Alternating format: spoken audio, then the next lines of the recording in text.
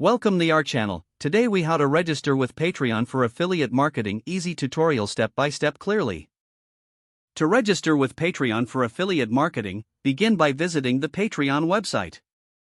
Click on the sign up button located in the top right corner of the homepage. Choose whether to sign up using your email address or select a social media account. If you use your email, enter your email address and create a strong password.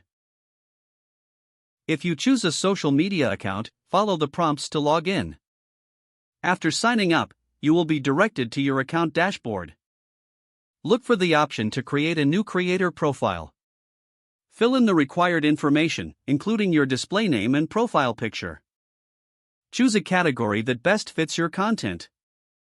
In the About section, provide a brief description of what you offer on your Patreon.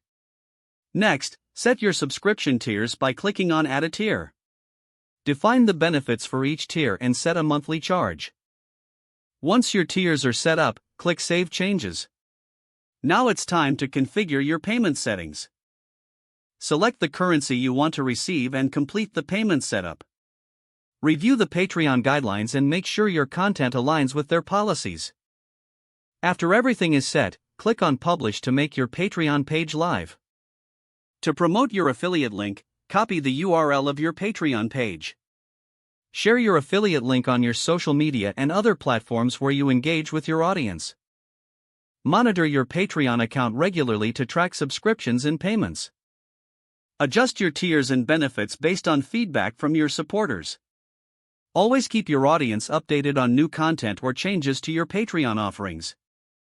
If the page does not load, refresh the browser or try again in a private or incognito window. Make sure you are using the correct email address, then retype it carefully to avoid small typos.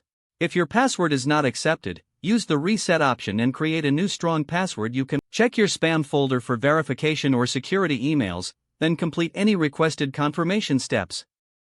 Enable two-factor authentication if available to improve account security and reduce unauthorized access risk.